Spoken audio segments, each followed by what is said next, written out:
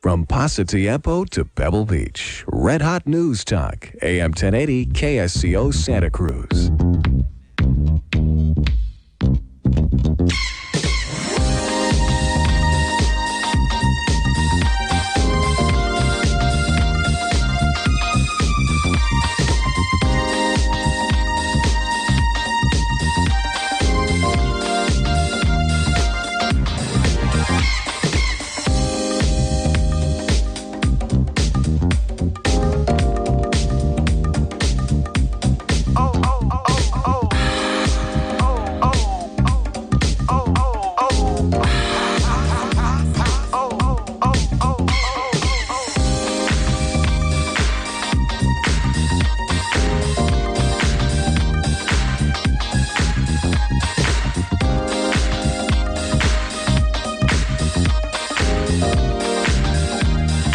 You're listening to AM 1080 KSCO Santa Cruz. That song right there is kind of smooth. I like that. I want to thank our guests on Friday's show. That was Timothy Walton and Joshua Fontanilla. If you want to check out that show, that was definitely an epic broadcast. It is posted on our show page, flight1080.net. And if not, then go to our YouTube channel, Flight 1080, and check it out there. Coming up next, we have two more guests. These guests today are experts in local issues. Joining us today is Becky Steinbruner. Did I get that right, Becky? Did I not pronounce that right? Oh, Steinbruner? You got it just right. Thank you very much. And Lisa Sheridan. Thank you. Lisa is a member of Sustainable Soquel. Did I get that right? You got that right. Okay, now I should also thank Nostradamus, who just got off the air and predicted what would happen if rent control was passed. That was a brilliant show, Nostradamus. Fantastic. And you can see into the future and sees everything perfectly.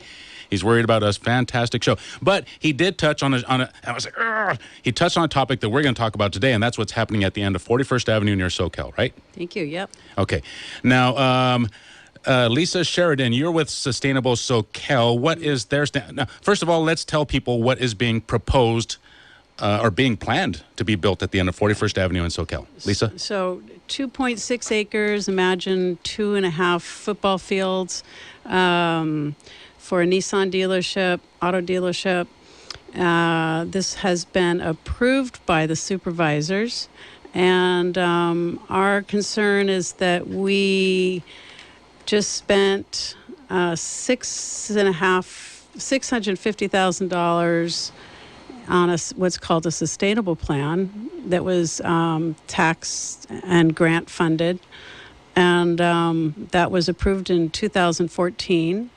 And that sustainable plan was something that the community worked on for over 18 months, and some of us at the beginning of that were very uncomfortable with the county bringing us in and saying, okay, we're going to do a plan. And we thought, well, should we believe them that they're going to really work with us and take our suggestions? And but at the end of it, we all felt that we had a pretty good plan. And it was essentially the transportation corridor, and it brought in all kinds of other elements, including housing, commercial districts, what we should do with infill. And so at the end of that process, the County Board of Supervisors said, way to go. Wow, this is a great plan. The County Planning Department worked on it. It was 16 meetings of the public. And so this sustainable plan is the basis of why we believe that car dealership does not belong there. It's sort of like, wow, how did that get there after all the public input of the things that we needed, like more sidewalks, better walking, easier access to stores, a friendly neighborhood a walkable neighborhood, less traffic. How do we encourage less traffic? How do we encourage more housing possibilities on the bus line? Mm-hmm. So everything about the auto dealership came as just a shock to us. Now, does Sustainable Soquel have an alternative plan? What should go there? Do they have an official view or an official stance on what should go there? What is the new term? Okay. Multi-use properties, right? Mixed use. The property was zoned in the general plan as a C2 community commercial zoning, and C2 included things like A mix. It's really a mix of things. It could be office buildings. It could be stores. It could be some housing. So there was multiple possibilities of what could go on that corner. Okay. And the sustainable plan had recommended that it be a C2 zoning, which is also what the general plan had recommended. So lo and behold, when this proposal came forward, which had been being worked on by the county economic development team several years back, which they had probably knew that there was a sustainable plan, instead of going to the community and saying, we know there's a sustainable plan that recommends community commercial here, but we're going to work on this light industrial zoning change. That did happen. So when you say what should go there, do the people want something? What we want is to maintain the zoning in a community commercial and not just jump into this light industrial because of economics. And we don't even have proof that this economic project is really economical. It's got a lot of holes. There's a lot of problems with the whole, which I can go into in later detail. Okay, we will go into that. Joining us also is Becky Steinbruner. Becky, what's your view on what's being proposed? And first of all, what is being proposed or what is being planned to be built is not what was originally kind of agreed upon by the neighborhood, right? That's correct. And what bothers me about this is that the whole process has been ignored. You know, like Lisa said, they had these public meetings. They spent a lot of money to develop something that reflected what the people were comfortable having there and felt was appropriate there, what they needed there. And then to just basically have somebody come in and wave $1 under their nose and change the plan and do so rather secretively. That's the part that bothers me. How did that happen? Because let's let people know. Let's remind people that we're talking about this property on 41st Avenue down at Soquel Avenue, right? Lots of people know that the paint store was there. There's a car wash there. There was some rundown buildings, and it's all been cleared out now, right? Except for that paint store, it's ready to be built over. It's ready to be built on. That property is now being ready to be built.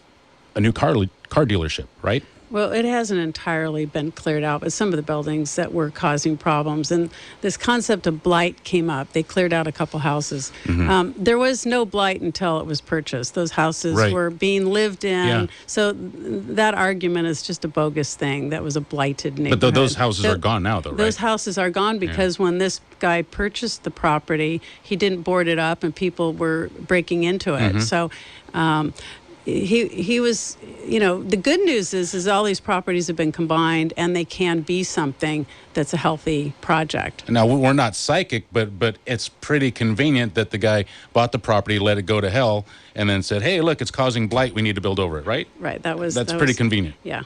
That is kind of convenient. 479-1080-218-5726. So a Nissan dealership looks like it's going to be built there, correct? Well, that's what's proposed, and that's what we're fighting. And that's what we've taken some legal action to determine that.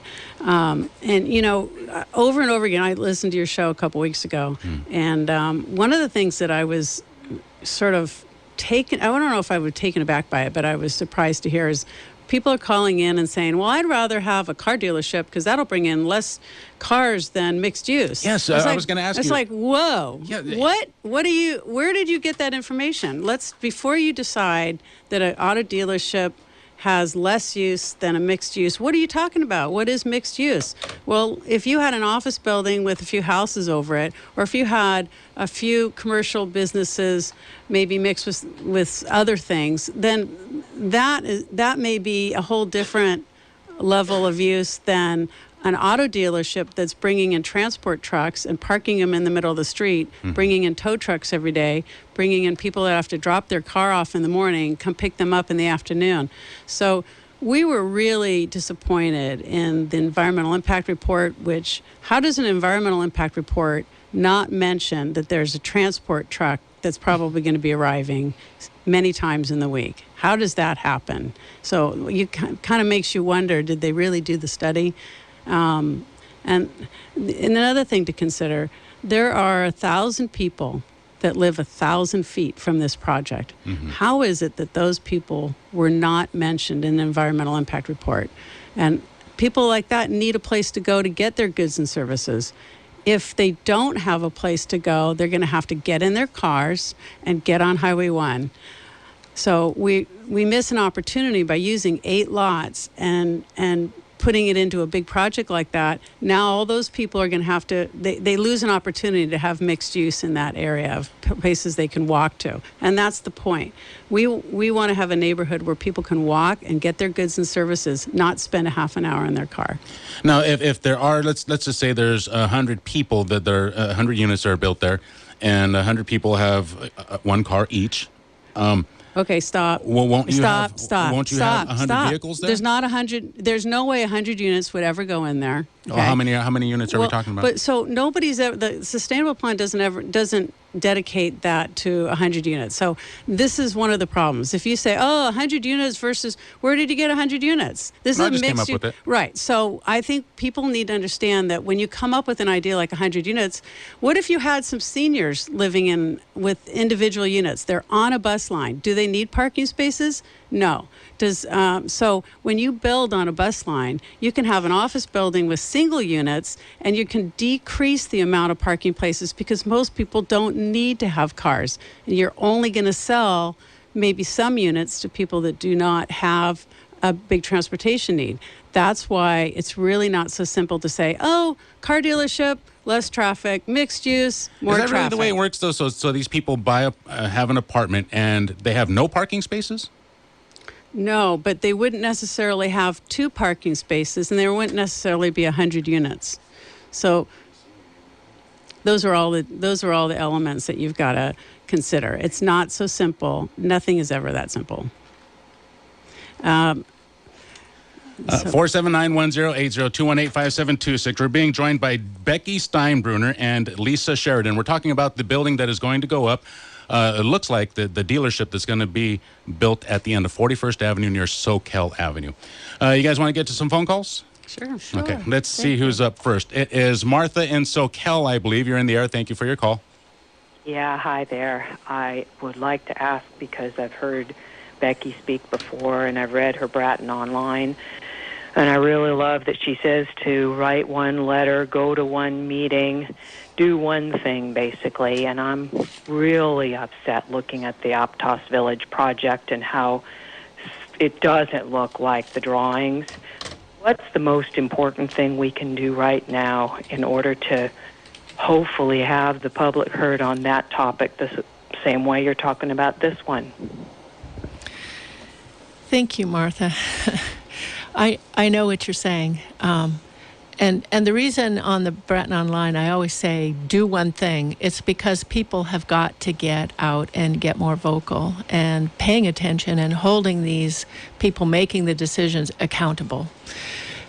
With respect to the Aptos Village project, what we're seeing built now is phase 1. And I agree with you that it does not look like what the drawings looked like. The drawings didn't include the 3.5-foot high concrete foundations that they said that are under them, and they promised us they would only be single-story buildings. They're not. They're more like 3-story buildings. They're huge. They tower over the road. Mm-hmm. At this point, for phase 1, it's being built. Phase 2, which has not had a final map approved yet, I am hoping and holding out for some negotiations. And I can't talk a lot about what I am doing on the air, but I do encourage people to contact the county supervisor and demand a public meeting to interact with the public about phase 2 of this project, because it is not a done deal. They do have what they call entitlements. They have, some agreements made up already, but the thing is not sealed up yet.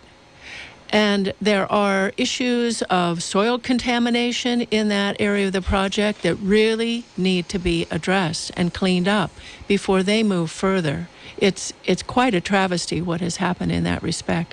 So in terms of public involvement, trying to make a change at this point in the Aptos Village project, call the supervisor, who is not going to want to hear from you But if enough people pressure him, he's an elected official. And if you threaten him that you will not vote for him and you will tell your friends not to vote for him or to send him to Sacramento or Washington, D.C., wherever his little political ladder is aimed, that I believe has, when it's en masse, I believe in the power of the people. And we've got to do that. Amen. Thank you. Thank you for the call, Martha. 479-1080. Let's see who's up next. Joe in Happy Valley, you're in the air. Okay, first off, I got to be totally honest. These ladies rock, and they're totally right. We're getting a bait and switch. I want to know how many brown paper envelopes Zach Friend received under the table. And I want to remind everybody that him and his wife, Tina Scholl, make over $300,000 between themselves before their medical, dental, car, and all their perks. Zach Friend is out of control. He has some... We'll dump that part. So you need to elect out, right? Vote out the people who are abusing their power, people who are kind of going against the will of the people. Right. Is what he means. Oh, yes. Yeah. 479-1080. Let's see who this is. I forgot your name, but you were on the cell phone, a female. You're in the air. Yeah, hi, my name's Debbie. I was commenting on the wanting to put the Nissan dealership at the end of 41st Avenue. Am I on the wrong project? No, you got the right number. Okay, great. Yeah, and I agree with the Swenson building of that place in Aptos where, they shut down Swenson when they took down the Capitola Theater because the people voted against it. A lot of it because the people didn't want it so high and there was parking issues, and now it's just a parking lot. And you can win and you can fight, and it does work. But going back to 41st Avenue, does that property where they want to put the Nissan, is that Capitola or is that Santa Cruz? Santa Cruz County, it's Soquel. Santa Cruz County.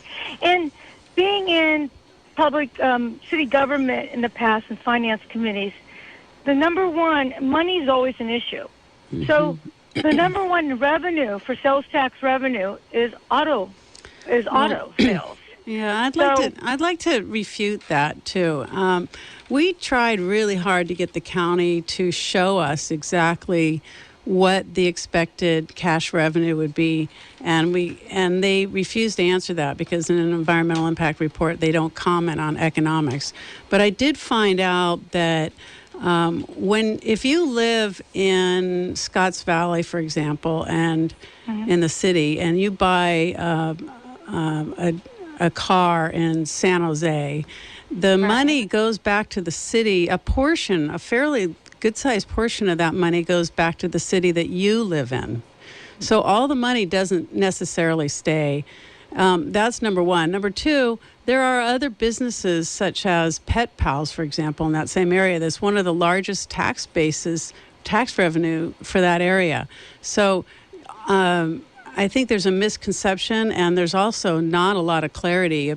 We all think they bring in a lot of tax dollars, but shouldn't that be something that our supervisors and our economic development team should be able to show us the numbers? They never have. Right. I personally have been on the finance committee at Capitola, and I personally saw the numbers. Mm-hmm. And number one was the auto industry, was the number one producer for sales tax revenue to fund the city government. Right. So, right, and when you say number one, they don't. I wonder. It's a comparative of size as well. Those are large lots over there. So you have the big box stores are in other places. So I just wondered. Capitola has a lot of small commercial. For Capitola, it may be a large number, but for another city, it may not be as much. So I just don't know. I appreciate what you're saying. I'd love to see that information, too. You're listening to KSCO, serving Monterey, Brookdale, and San Lucas.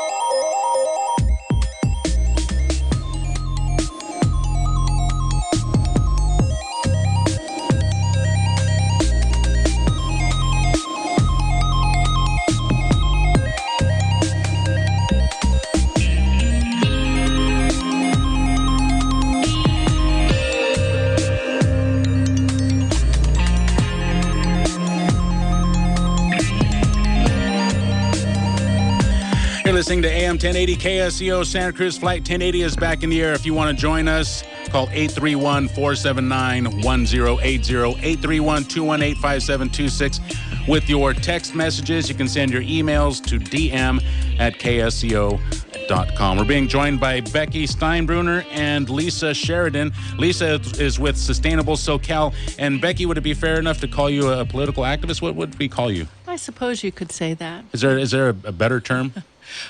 Well, I'm a gardener. That's my calling. Gardener Becky Steinbruner. I'm in the middle of all of who, believe this. me, it deserves to be here because she is well informed and she's an expert. We'll call her that. Well, I wouldn't say an expert. Well, I would. I mean, do it's a a lot of relative digging. term. You do a lot of digging, and it's I'm totally excited to have you here and have you sharing your information with the audience. Thank you so much. Lisa Sheridan, thank you as well for joining us. You're with Sustainable Soquel, right? You guys are trying to make sure that the right plans get pushed through, get developed over here on 41st Avenue at Soquel. We're talking off air, and what happens at that corner affects everybody on the freeway, right? And that affects everybody in the whole county, right? Yep. Right. Okay, so right now it looks like a car dealership is being planned to be built there. Yep. And some people are suggesting that maybe multi-use... community commercial. Community commercial. Is that what C2 stands for? That's Community what C2, commercial? in this case, C2 is community commercial. So that land has been approved already for that use, right? Well, that's what the general plan originally said, C2, community commercial. And then the sustainable plan recommended that it stay community commercial. And then this developer came in with a C4 change. So that's what it was. What he needed was the supervisors to change it over to a light industrial C4 usage, which would allow trucks and other things like probably oil or gas. I don't know what a light industrial allows to have more intensified uses, especially in this case trucks. I mean, it's going to be impacted. You know, I'm having a hard time imagining the businesses, or what was there before. It was just two houses, right? There was not much traffic that was associated with that corner. There was, I think there was 3 houses. There's a car wash and King's Paint. King's Paint brought in a fair number of regular clients. And remember, King's Paint was a local business. So if you were looking for paint, and you're a local painter, I don't know too many painters that didn't show up there. Yeah. And I'm not sure where all those people are going now, but they're now having to drive further for the thing that they needed. Remember, Soquel Drive, everything north of Soquel Drive, there's a huge population that everybody's got to come down to Soquel. All those people up Rodeo Gulch, up Old San Jose Road, Thurber Lane, all of those people need to go and get their needs met somehow. So they come down there. So now... think about it this way. If you're going to be growing this town and you need resources, you want to be able to make those resources close by. So this corner is a place that could provide resources and mixed use of various things. Where does Soquel end? Where's the border of Soquel north of that dealership? Where does that end? Does it end at the flea market? It ends at this new project called, Soquel, or 41st ends... there's a new project. No, it goes a little further. I believe going toward Thurber is probably still Soquel. I think it's somewhere in there. 479-1080. And I really want to get into how these plans got changed. How did that happen? I think we're all asking that. I mean, but you guys must know. Actually, we did file a Freedom of Information Act to figure out. You mean literally nobody knows? How? No. Well, we do. We're aware that after the sustainable plan was approved by the county supervisors, it was then supposed to be adopted into the general plan. So this happened 4 years ago in 2014. The supervisors instructed the planning department to come back in a very short time, within like 9 months, and make this an approved project.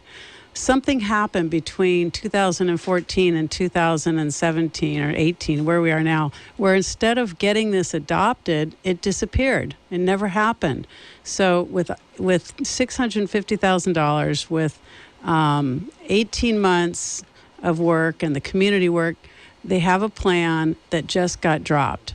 And they were instructed to come back and actually implement the sustainable plan. So in that time frame, we learned that the economic development team, again, follow the money, decided that, hey, we know a great use for this project, for this property, and apparently went after, or somehow they decided to put a car dealership there.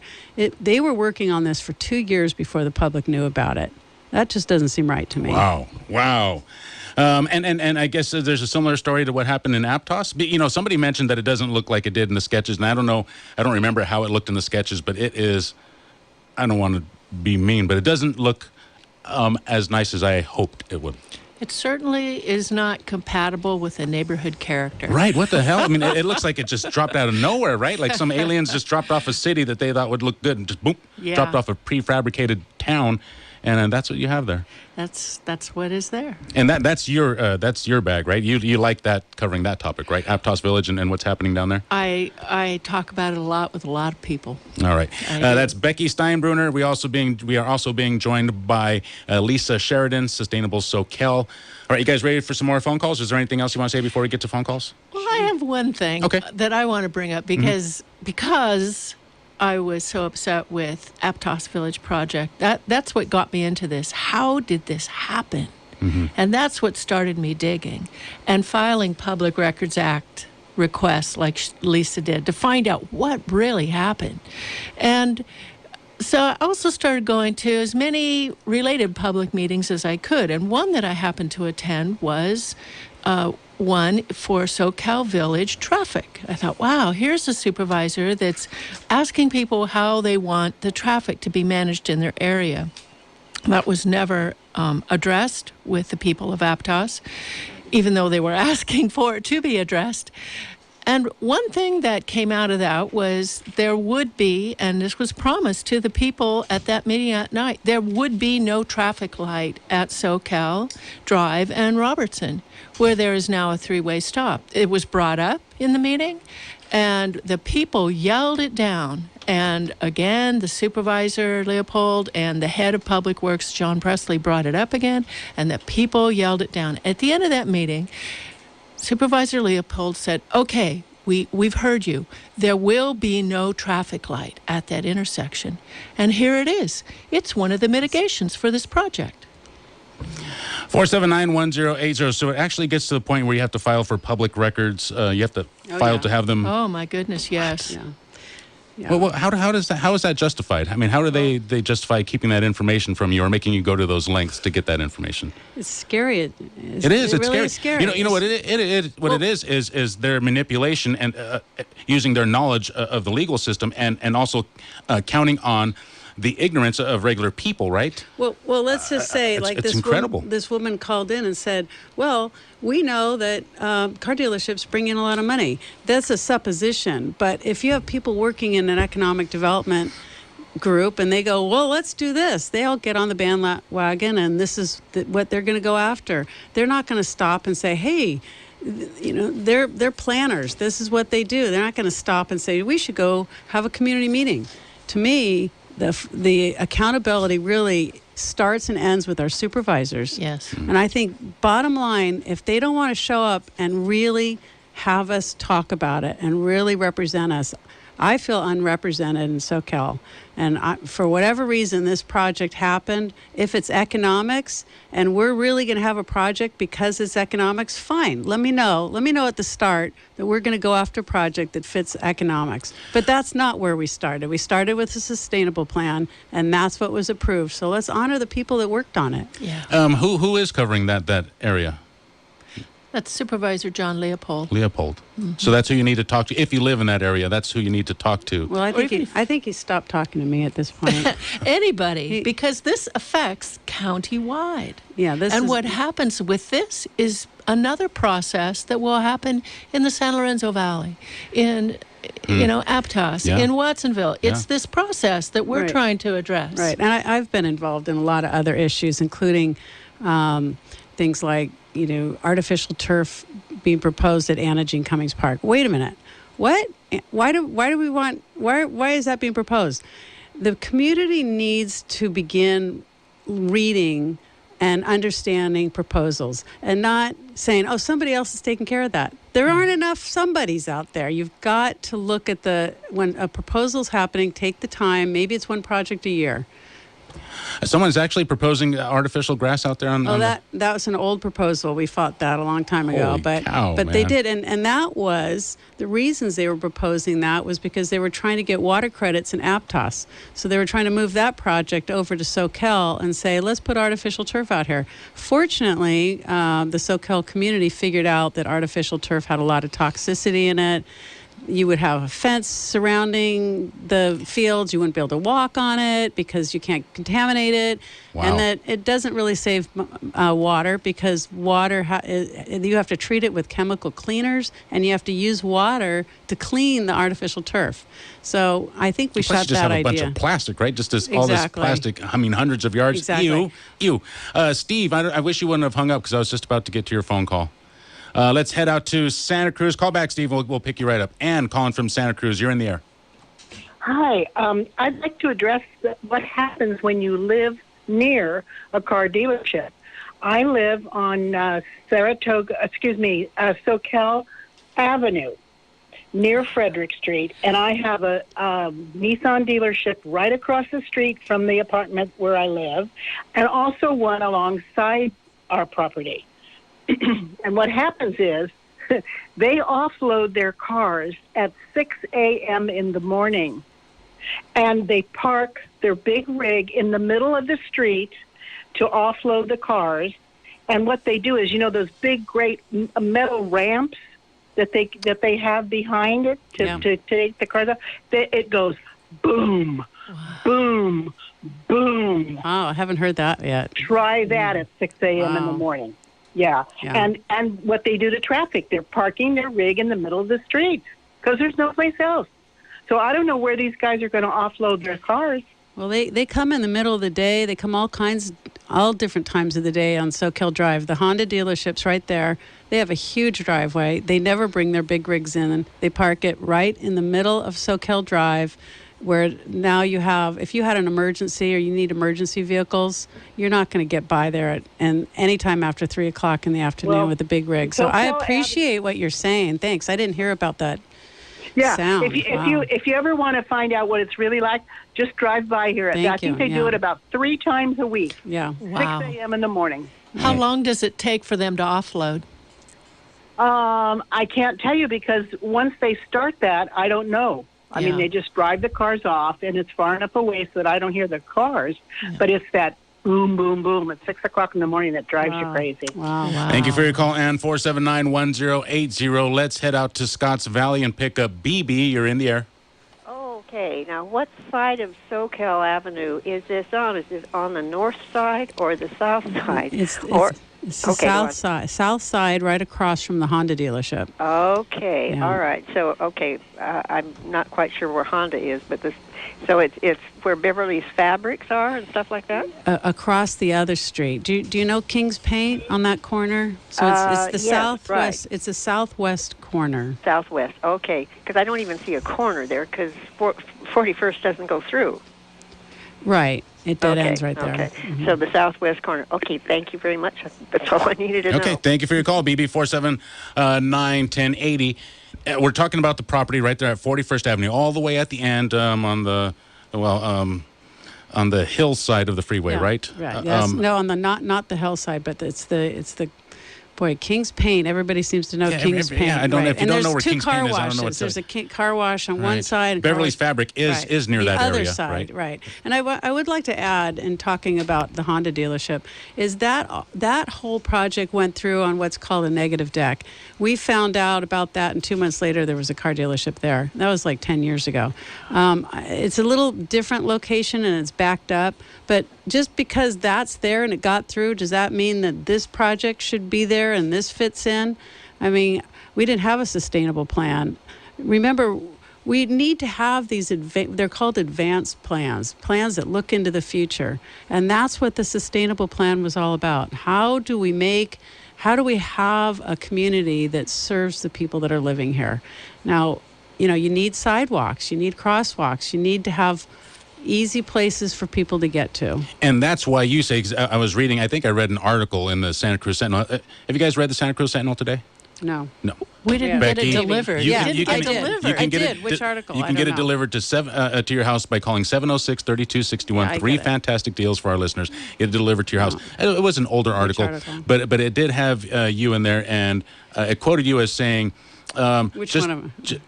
you, Lisa, you as talking about mixed use development doesn't necessarily mean more traffic. Right, and that's what you're talking about. That's exactly. I like to use this quote. All traffic is not equal. So if you've come into an area and you live in Santa Cruz to pick up your car, that's regional traffic. If I've come down the street to pick something up, I'm probably not adding any more cars to that area. I'm already there.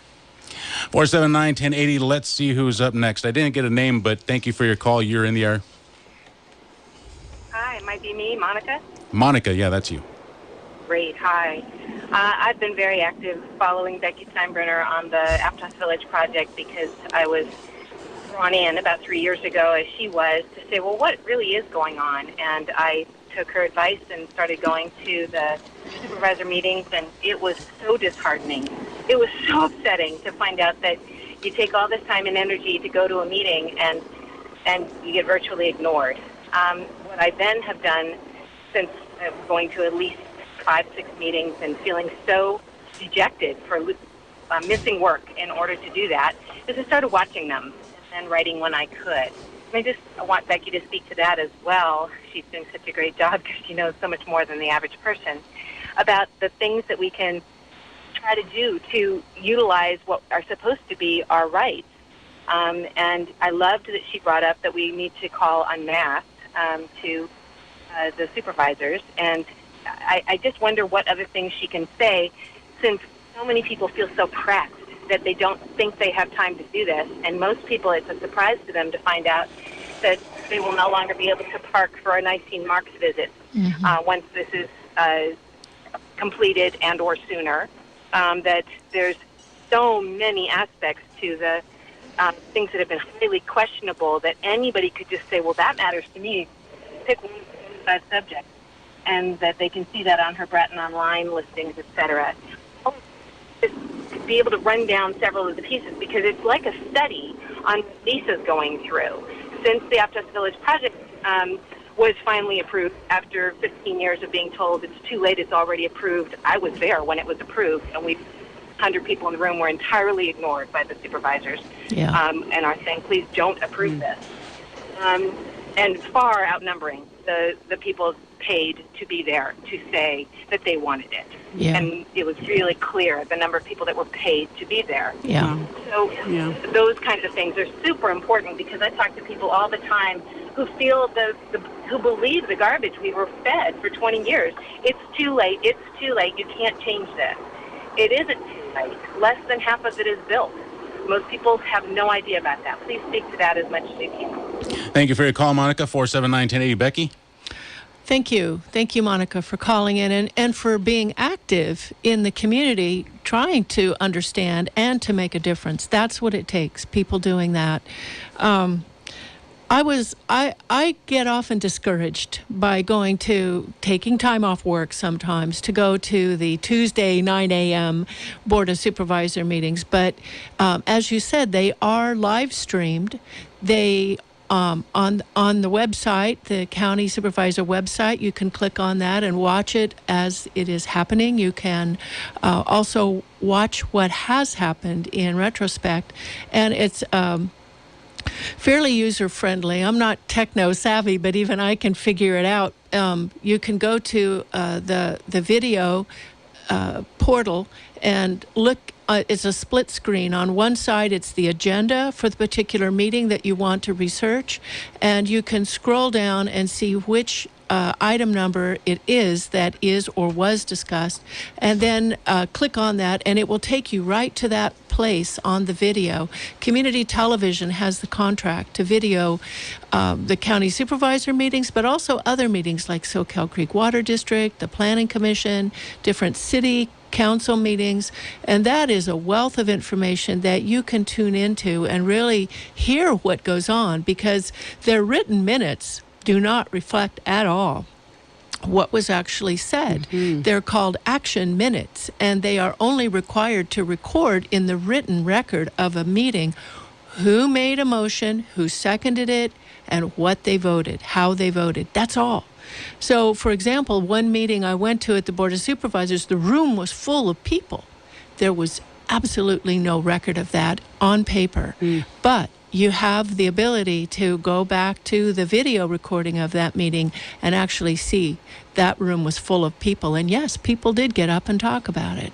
So that is one good way to, if there's one particular issue that you want to research and find out how did this get here, you can go back, Google that particular project or whatever, and it will show up in different portals, and you can watch the videos of these things and really understand what were they thinking and what did the people say, because that's huge. And Becky, I want to add to that. I'm so grateful for all that you do. And one of the things that I noticed is that you can access the portal for the planning department and get a hold of all those reports. Yeah. And that's before the before. Yeah. You know, the beginning starts with those reports. So there's two parts of it. Yeah, exactly. What are they even talking about? They're talking about the reports that are on file in the planning department usually. So. Yes, they're on file, and anyone, if you can go to the county planning department and go to their records room. And if you know the parcel number, you can ask for that file. If you don't know the parcel number, you can online, even at home, look up the address of a particular property and get the parcel number. If you do that research at the county building in the assessor's office, you can also find out the property owner's name and address and further do research that way. We're being joined by Becky Steinbruner and Lisa Sheridan. If you want to join us, get in queue, 831-479. This portion of Flight 1080 brought to you by the Santa Cruz Sentinel. Read the Sentinel daily in print and online, and hear the stories discussed here on Flight 1080. If someone should ask, tell them you heard it on AM 1080 KSCO.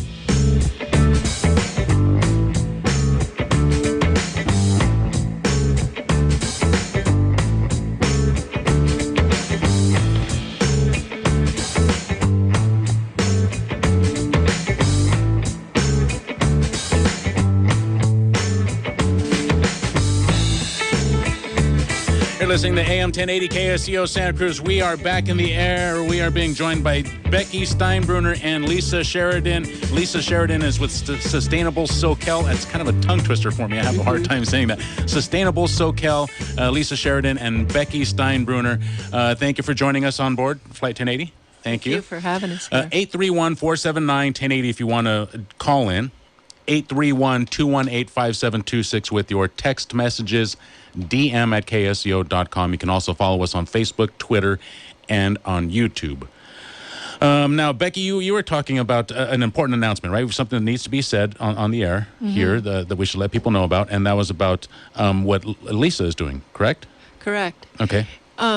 It was in the Santa Cruz Sentinel, as you've said, about Sustainable Soquel and Lisa being the leader taking legal action. And I think what oftentimes gets lost in that is when people see legal action, they think lawsuit and, oh, they're just trying to get money. That's not what this is about at all.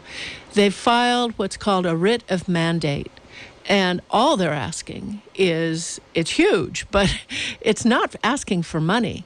It's asking the county essentially to do their job and follow their own law and follow the California Environmental Quality Act regulations in terms of following things and noticing things and involving the people and doing what they said they were going to do all along.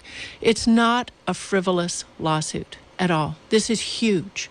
This is a huge stand that the people in this area have to really get behind Sustainable Soquel and help with. And I hope that Lisa will talk a little bit about that. But this is not a frivolous lawsuit. This is the burden that's being placed on citizens, financial and emotional, I will say, from experience.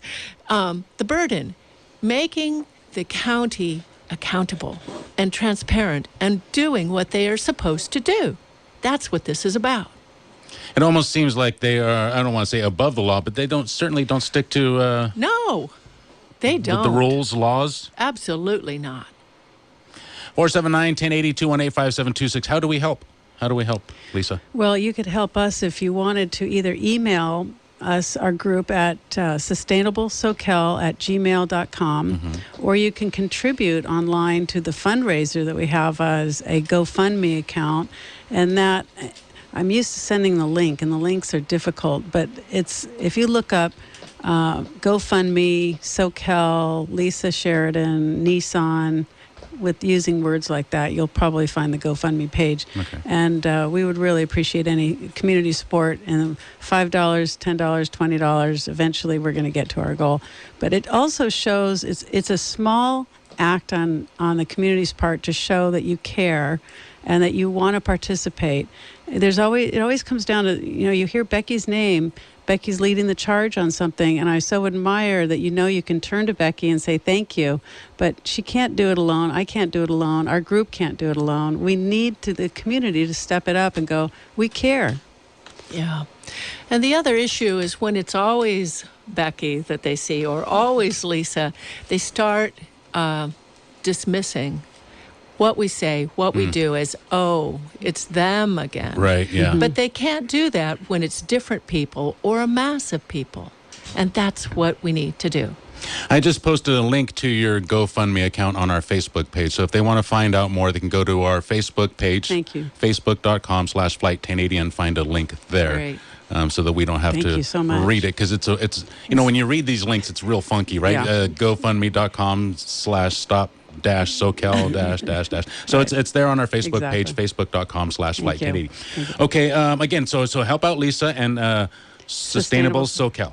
And what you do to help out Soquel is going to help out your neighborhood if you're in a different neighborhood, because this very same thing is happening all over the county. And I want to mention, too, that, Becky was talking about this earlier.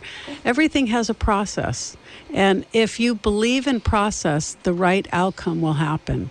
And when I see a good process, which is often just not the case, where from the beginning your community is brought in, we believe that Sustainable Soquel sustainable plan was a good process. But then something happened in the end where it went from a process and a plan to And nobody knows exactly how that happened. we do. We've tried to explain some of it. And, these situations are complex. When you get the information we were talking earlier, it's not easy to want to open up a report. It's just not easy to want to go through all the details. Becky is somebody that spends a lot of time going through these reports. I've spent a lot of time. You have to take time out of your day and read a little bit. And if you just did one project a year, you'd be helping out. 479-1080. Let's get out to the phone lines. Let's head out to Soquel. Fox, you're in the air. Thank you for your call. Hey, hi, Michael, and Becky, and Hey, Lisa. Fox. Thank you so much. This is Fox in Soquel. I grew up when Soquel was heaven and slowly watched it go downhill. But, Becky, you sent me an email a week or so ago addressing the yahoos on the board of public servants. They're kind of tweaking things so they get more power and we get less. They call more shots and we're muffled. Could you speak on that? What are they up to? Thank you. Good one. Thank you, Fox. And thank you for all you do out there, too. What I was writing about at that time was action that the County Board of Supervisors took on the final day of their meeting in June 26th to change the way the public can provide input and participate at Board of Supervisor meetings. At the meeting, there is a big long list at the beginning of things that are called consent agenda items. They're supposed to, by definition, be things that are not controversial and of not large dollar amount expenses that require thorough investigation or discussion publicly. So it's sort of a time-saving measure and a housekeeping measure that gets pushed along without even being mentioned. They're listed in the consent agenda at the beginning of the Board of Supervisor meeting. And usually each board member is given the opportunity to comment on, if there's something in particular that they're happy to see there or whatever. It's usually patting themselves or somebody else on the back. But rarely do they discuss anything thoroughly about it. You, as a member of the public, can go on the County Board of Supervisor website and look on their calendar for that date, that meeting, and click on those items, and you are able to read what is there in documentation supporting that particular item. Or you can go to the county building on the 5th floor in the clerk's office and look through the book if you don't like to use the internet and if you have time to go during business hours. What I see more and more happening is that items on the consent agenda are things that they're trying to push through in a sneaky way. And I'm honest with that. It is a sneaky way. For example, recently, some very, very major zoning changes that will change the way housing permit and building permit processes are happening and what is allowed in terms of densities and setbacks. It is huge. And it is, in fact, the meat and potatoes of the planning department's code modernization that was introduced to the board in 2015 and has been hung up in environmental review. They can't get an environmental review done to get it to the public, to get it to discussion. So what they're doing is they put it on the consent agenda. They put that huge document of magnitude on the consent agenda. Well, that day, what the board agreed to do, and I'm not sure who's directing them. It could be the County Administrative Officer Carlos Palacio as part of the new county strategic plan on how, we're going to do things. But they made the change that it used to be the public, any member of the public or any board member could pull off something from the consent agenda and put it on the regular agenda item, that does get thorough discussion. And directors of the different departments making the recommendation for whatever it is that you're talking about have to be there, and they have to come up and answer your questions. Well, the member of the public can pull it off, and these secretive items they can demand that these people get up and answer their questions. The board changed that rule. Now the public can no longer do that. Effective August 7th at their first board meeting. Wow. They will not be able to do that anymore. You have to go to your or a supervisor and essentially beg them to do that for you. And so it is really handcuffing the public. And it was getting to the point that when members of the public were doing that and getting up and asking very good questions, asking very direct questions about pieces of information, and asking for it to be answered. In the beginning, when I started doing that, the people would come up and they would have discussion, but more and more, it was no response at all. The director of, for example, Public Works would be in the audience. They would not bring him up. And so what has happened now is I can no longer do that. No member of the public can do that. And it was sometimes hundreds of thousands of dollars to support the Aptos Village project that was being snuck through. Taxpayer money on the consent agenda. And I started pulling that up and bringing it to light, and they didn't like it. Yeah, I bet. So, but they said, it was actually Supervisor John Leopold said, Supervisor Caput actually voted against it. He said, I just don't like this. We're voting on something that involves public input, but we don't have any public input on the process here. And no one would support him to stop and get that public input. Mm-hmm. But Supervisor Leopold did put on a condition, I would like a report back in 6 months about the effectiveness of these changes. So I wrote the supervisors who were on the committee. It was McPherson and Coonerty that were on the committee that worked with the CAO, Carlos Palacio, to develop this policy change. What will be your criteria for deciding if it's working? And the CAO's office, well, Coonerty wrote back and said each supervisor will develop their own matrix. And I wrote him back and said, what will be yours? And he didn't answer. But then I got a reply from the CAO's office, Palacio, saying, we will measure effectiveness by how many items are pulled off the consent agenda. So basically, if we shut people up, we're successful. That's how I read it. Yeah, and I want to make a comment to Lisa also. Being Santa Cruz County is an Agenda 21 territory, why are they allowing an auto dealership when Agenda 21 wants all of us out of our cars? Oh. That's kind of a Gary Arnold territory thing. So I kind of like that. I am I really expected to answer that?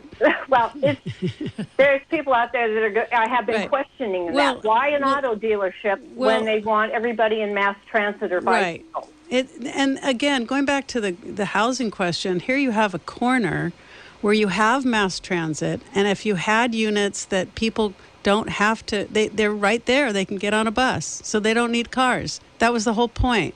So I don't get it. We're a mess. We're a traffic mess. Nobody can get across town. I don't know. I don't know what the answer is, but it doesn't make sense to me. So there's a lot of pieces that are just. Thank you for your call, Fox. 479-1080. So if we think about putting mixed use businesses down there, right? There is a lot of businesses there to support these houses, right? So they're not going to have to travel too far to go for groceries. Well, I think that's the Safeway's point. Right there. Is this idea of a shoe store would be nice, maybe a bike shop, maybe a bakery. I think there's a lot of things that people need and would like. Paint shop would have been. We all miss the paint shop that's there. A small eatery is always nice. We could even have a small grocery store. I don't like to go into Safeway. That doesn't work for me. I like AJ's at Park Avenue is fantastic. Yeah. Places that you can walk. If we really are growing as a city, we do need places we can walk to. There's also going to be a lot of infill along Soquel Drive. So if you imagine between Dominican Hospital and 41st, if they're filling in, where are you going to go? How are you going to get to a store? How are you going to get your goods and services? You're basically, at this point, you've got to get in your car. So if the real point of the sustainable plan was to make things into a walkable neighborhood, you need to actually provide those things in that walkable neighborhood. And so by taking away 8 of those lots and turning it into a car dealership, and if you ever walked by a car dealership, it's a really long block. Now, how often do you go to a car dealership? Not often. Yeah, not often. So it's not serving the community there. There will be people that have Nissans, of course, or any dealership. You're going to go occasionally, but it's not something that's a usable entity for the neighborhood. 479-1080, Mickey. You're in the air. Hi, everybody. How is it going today? Good. What do you have, Mickey? Well, listen to this. I have. What is the procedure? If you are a business already in business, you get to be first on a list of if you want to add more to your business to take some to vote for having that property. In other words, if you are a successful business, you get to be first in line to say you would like to rent that property. I don't know, Mickey. Thank you for the call. 479-1080. I don't know exactly how to answer that either. Maybe she's saying since the car dealership would bring so much money, it had more or has more clout with the economic development. That's kind of what it seems like, doesn't it? It does seem like that. Yeah. And I've often wondered, too, if this Nissan dealership location is tied with what the city of Santa Cruz wants to do down on Water and Soquel in that whole area. They've got plans for 5 to 7 story buildings in that area. What? Yes. Wow. Well, a couple things, if the county was the one that was working on this project, they're the ones that came up with this idea of having a dealership. Why didn't they come up with the other ideas? Where were the alternative ideas? Yeah. And that's the piece that's missing for me. They worked on one project and that was it. Oh, car dealer, that guy's got money, let's stick with him. But they never worked on the sustainable ideas of mixed use, community, commercial, which would have been all those other ideas that we talked about, either some housing, some commercial, what have you, office buildings. So if they only worked on one plan, and that's the only plan, it's kind of a dead end. 479-1080. Susan, we have enough time for one more call? All right, let's head out to Soquel and pick up Scott. You're in the air, Scott. Hey, thanks for taking my call. I appreciate it. So I went to the meetings. I live in Soquel Village, so this is really going to affect me. And my question, though, is they want to put in small shops and cafes and housing and all of that. And that's going to create so much more traffic than this dealership is going to create. So I just don't get that. I don't understand the reasoning behind it. Okay, so when you say that it's going to create so much more, what are you basing that on? Basing it on just every little shopping center, and the amount of people that are going to be moving into those apartments and coming there to eat and driving there. It's going to create a lot more traffic than a car dealership is. So, this is the thing that I find frustrating. I spoke to this at the beginning. When a car dealership is bringing in traffic from the entire region, a cafe that you walk to, or a store that you walk to, or a store that somebody needs in the neighborhood means we don't have to get in the car and get on Highway 1 and go get those things elsewhere. So again, all traffic is not equal. Local traffic is different than regional traffic. Again, going back to the housing issue or mixed use or mixed commercial, you can't compare apples to oranges. A cafe doesn't necessarily bring in cars. If they put a 3,500 square foot Denny's on that corner, it's going to be a traffic nightmare. But if you have a small cafe where people are walking to get a sandwich, different situation. So I think there's room for some possibilities in there. Thank you for your call, Scott. 479-1080, DM at KSCO.com. Lisa, if you think about it, right here at 41st, at the other end of 41st Avenue, we do have little small cafes. Yes, you do. And there's not a lot of traffic. Yes, there's traffic. That's unavoidable. Perfect example. But for the most part, they're on foot, they're on bikes, skateboards or whatever, and there's not a lot of traffic there yet. There's still booming businesses. Right. I agree with that. And, one of the problems, too, is that Soquel Drive has become the de facto freeway. Yeah. So Highway 1's got issues, and now everybody's coming down Soquel Drive. Most of the traffic on Soquel Drive is probably coming from this commute hour. What happened to school buses? 3 o'clock, you're going through there, you have this crazy, 4 or 5 schools that are all letting out at the same time. Why haven't we brought buses back into the system? And why did we get rid of buses in the first place? So you've got every single kid being picked up by a car. That intersection we've got 5 schools there. It's insane. 479-1080. We are speaking with Lisa Sheridan and Becky Steinbruner. If you want to join us, get in queue, 831-479-1080, 218-5726. If you want to avoid the phone lines, that's 218-KSCO. Send your text messages, and we will read them live on the air. Thanks for listening to AM 1080 KSCO.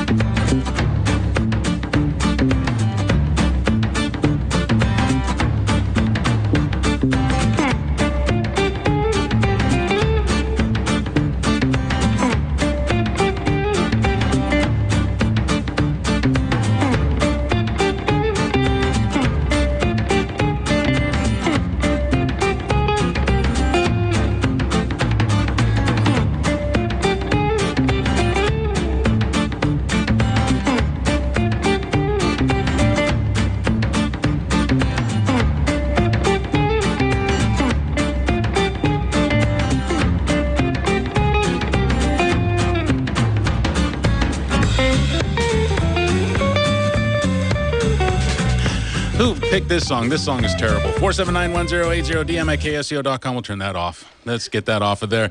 We are hanging out with Becky Steinbruner and Lisa Sheridan. Lisa is with Sustainable Santa Cruz, and I did post a link to your GoFundMe account on our Facebook page. I also, Becky, posted a link to the Santa Cruz County Board of Supervisors channel website there, so now you can look at their faces and I guess follow them, right? You can actually, it has a link for live video and all that, so that's a good way to keep track of them, even if you can't make it out, right? It is. If you can make it out of the house and make it to these meetings, where do you go? You can follow them on these these live recordings, the video recordings. Mm-hmm. You can watch they do not notice public meetings very well. They should have like a quarter-page ad for really significant meetings and things. They usually don't. And the other thing is, for noticing, they are only by law required to mail out notices of important project meetings in a neighborhood if you are within 300 feet. Yeah, that is so insane. Right. So we didn't even know about this Nissan dealership until it was just going before the Planning Commission, like just a few weeks before it. Tell me that again, Becky. The only 300 feet, people living within 300 feet are actually sent notices through the snail mail? Yeah. That's all. Not cool. Not cool. That is not cool. I mean, that's beyond. So there's nobody that lives in a commercial area, and nobody lives there. So like 3 people find out about something like a project like that. Wow. Not cool. Jeez. The Board of Supervisors are on Tuesdays. They are Tuesday mornings at 9 a.m. 9 a.m. where? Typically. At the county building at 701 Ocean Street. Ah, the ugly on the building, 701 Ocean. Yeah, they chopped down all the beautiful trees that softened it. Oh, jeez. I know. All right, let's head out to the phone lines. Peter is up next. If you want to get on board, 831-479-1080. If you want to send in a text, that's 831-218 KSCO. And if you can't spell, that's 5726, 218-5726. Let's head out to Live Oak. Peter, you're in the air. Thank you for your call. Yeah, hi. I agree with you on that development. It seems like, if a car dealer goes in, it's not good for other property owners in the area, because it's like a Death Valley. People only buy cars once every 2 or 3 years. Right. or longer, so it's like they're one-time shot people. It's not for It's not for the neighborhood. That's supposed to be a neighborhood thoroughfare there. And the other property owners who could develop their businesses with complementary businesses, like if it was a restaurant, they could. Someone else could put in a nightclub or put in services, a small store that people would be able to go to after they go to the restaurant, or a movie theater or something like that, or bowling alley. Other things that people would visit often and would do the neighborhood good. This is, you might as well, you got car dealerships, and people will drive to Gilroy just to find save a few bucks on a car, because it's a one-time shot. It's not. It's not good for the other commercial property owners in the neighborhood, and it's not good for the residential neighbors either. You could do residential retail development with, like you said, with residential on top. Mixed use development would be much more community sensitive than a car dealership, and that would be easy to serve it with public transportation either. Dude, you don't have to have public transportation to a car dealership. You're wasting the bus service that way. Thank you. Thank you for the call, Peter. 479-1080. So, Lisa, let's just use the argument. Let's just say that there is less traffic because of this car dealership. And then you almost get to the point of where you're underutilizing the property, right? Okay, so let's say you do have less people showing up there. If you can arrange it so that you have less traffic, or no increase in traffic, then why not use it for a different purpose? I think I hear what you're saying is, like, if all things were equal, right? Why would you put who's getting served? Right. So the local residents wouldn't be getting served, and we would be getting in our cars to go get our needs met elsewhere. And also, keep in mind, a car dealership isn't just a car dealership; it's a service. So you go get your service there. You got tow trucks coming. You got to line up in the morning. People have to drop you off there and pick you up. So there's a lot of pieces to it. It's not just simply just the sales. It's and you got test drives going on. You know, can you imagine somebody coming out of there in the after 3 o'clock? Where are you going to go? You can't go right, can't go left. The neighbors don't want you in their neighborhood, and even to get to the neighborhood, how are you going to get anywhere to go take a test drive? Right, yeah, and especially 3 or 4 o'clock in the afternoon. Forget it. There's no way you're going to get out of there. Hey, Friday, no 1 freaking o'clock, way. you can't get down the road. It is impossible. and where are we talking about, Lisa, again? Soquel Drive and 41st Avenue. Soquel Drive. And then you know, the other thing is that if you imagine a big transport truck coming, how is a transport truck going to get there? They can't come off of 41st Avenue, make a U-turn to go back down.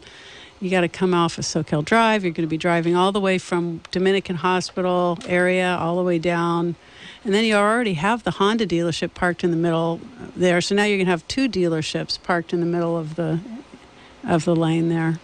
And this is a small property for a car dealership. Hate to say it. It is. It really, usually these guys are at 4 acres. This guy's at 2.5 acres. And then he promises, don't worry, I'll have the transport trucks drop off the cars inside the property. But, you know, that promise doesn't make sense when you imagine being a transport truck driver and you got to make a right-hand turn into this lot and you see the customers there and you got to snake your way through and then you're going to unload. It's not realistic. So we're disappointed that the planning department allowed this project to get as far as it did without having accountability. And this writ of mandate that we're filing is really saying to the county, we want to see that you've done the right thing and you've studied all of the this project and in the environmental impact stage never talked about transport trucks. How can that be? How do you have a car dealership project? You do an environmental impact report, but you don't even mention in your traffic study that there's going to be transport trucks? Come on. Something's not right there. Then, yeah. Yeah, and the study is flawed in many respects. And, you know, we were talking about the ambient noise in the study, that it was measured at a level that's a couple miles away. And this is the expert that is doing this. So the expert is supposed to know, and nobody questions the expert. Oh, he's an expert, all right, at twisting the facts, right? But the public has to, and the public is, thanks to Sustainable Soquel and Lisa's efforts. And now you were talking about Lisa trying to filing this writ. Well, it's not just me; it's a group of us, and there's a good-sized group of us. And we've had at one point we had a very short time. We got a petition together, and we had over 600 signatures in a very short time. So the public, Soquel is a great community. There's a lot of people that are very concerned. I regularly hear from people that are so grateful and would like to see this stopped. And some people just don't care. They don't think it's going to affect them, and other people are terrified and feel like Soquel's down the drain. It's a 150-year anniversary, adorable, cute little town of Soquel, and the gateway is a proposed and actually approved by the supervisors, an auto dealership. It doesn't fit. It's the wrong location. It makes no sense, and it's against everything that was set up in the first place to try to have long-term planning for a community that needs long-term planning. We need help. We need things to improve our community, not something that's going to be a detractant. 479-1080, 218-5726. Sustainable Santa Cruz is the name of the organization, right? Yes, it is. Okay. Sustainable Soquel. Oh, what did I say? Santa Cruz? Oh, sorry about that. Okay. Sustainable Soquel is the name of the... They can also reach us at sustainablesoquel@gmail.com. Easy to remember. Sustainablesoquel@gmail.com. Okay, Becky, Lisa, you guys want to get to some phone calls again? Sure. Yes. All right, let's head out to Royal Oaks. Sean, thank you for your call. You're in the air. Hey, thanks for having me. So Sure. I'm sure you guys have already said, but I'm just getting on the radio from getting off work. What are we suggesting that gets put there instead of a dealership? Does Sustainable Soquel have an official stance on that? Well, we believe that the Sustainable Plan, which was approved by the Board of Supervisors, which recommends mixed community use, community commercial use, which was in the general plan, approved in the Sustainable Plan. So that would be things that we've been discussing, possibly office building, possibly mixed with a few individual housing units, possibly some smaller scale commercial uses, or even some larger and some smaller. So could be the whole concept of community commercial is that it can be any of the above, but the idea is that it's mixed. And it could be affordable housing. Why not? So quick question regarding that. Do you ever eat at Surf City sandwiches for lunch? Love it. Okay. Love that place. How do you feel about the traffic that's in that area? Well, I bicycle down there, and so what I love about that shopping center, and if you ask anybody that lives in Soquel, that shopping center brought to us a UPS store, so I don't have to drive a long distance down to Santa Cruz or any place else. So when it also has a toy store, it also has a gym. Those are the kinds of things that when you live up in those mountainous areas and you come down into the village, you need to go to. So there's a hair place in there as well, sandwich shop. I love there's a vet doc or a fish vet yes, in there as well. Exactly. So how about those of us who I would love to bike, but I can't bike to work in Santa Cruz from Royal Oaks. Right. I have to drive. Mm-hmm. So then I'm at work that's a few miles from Surf City Sandwiches. So I'm stuck driving over there. The traffic is already a nightmare since Home Depot came in. Right. So my thought is if we put mixed-use businesses on the bottom, affordable housing on the top, that would create a heck of a lot more traffic than a dealership. Mm-hmm. And then the flip side of that, too, is it's kind of a two-part question. I work in a business that we need Nissan service, and we used to have that ability to get it done in Santa Cruz. But this will drive that out of Santa Cruz, making my business really tough. I will have to tow cars to Gilroy or wherever the closest Nissan dealership is. Okay. So for us to lose Nissan on Soquel, the original Nissan, and not gain them back anywhere is going to be devastating to us. Okay. Well, I can't answer where to put the Nissan, so I don't think we make decisions on poor Nissan. They don't have a place to go. We're basing this decision on what the community in this area needs. I said earlier on the show, and you probably missed it, when somebody comes along and says, a Nissan dealership is going to have less traffic, or a car dealership is going to have less traffic than a mixed use, you've got to look at the facts. Every mixed use could be different. You have all kinds of possibilities of mixed use. So that might be an office building, it might be ice cream store, it could be some single development housing that would serve seniors who aren't driving. So please don't think that just a mixed use is simply more than an auto dealership. It just doesn't work that way, especially when you have bringing into a region, you're bringing regional traffic with transport trucks, with tow trucks, as you mentioned, and early morning drop-offs. That's a regional business coming into a local area. So they're just different types of traffic. Thank you for your call, Sean. 479-1080, 218-5726. Here's one for you, Becky. I have a question for Becky and Lisa. How do the economics, if the Nissan dealership and the Aptos Village project tie in with current local water supply issues? I don't know if that was written correctly. What water district are these projects in? Do we know? That's a good question. I know that Soquel Creek Water District's service area the border is 41st Avenue. And so being on that side of 41st Avenue, it might actually be Santa Cruz City water. I'm not sure. I don't honestly know where the water district lines are. But one issue regarding water and stormwater runoff that I have registered comment about this Nissan dealership is think of the increased roof square footage and impervious paving that is going to cause a lot more stormwater to go into the creeks. Right now, it's got a lot of recharge ability with it being open land, dirt land. Why not address that issue? Not only the water that it's going to take for this Nissan dealership to make that it would make it for washing. They wash their cars a lot. They have to hose down everything. What's going to happen with the runoff that comes from this? Because in the plans that I looked at, there's no mention of pervious paving and groundwater recharge. Really? There's some. And Is there? and they are going to have to wash those cars. Right? I believe there may be. They may have supplied.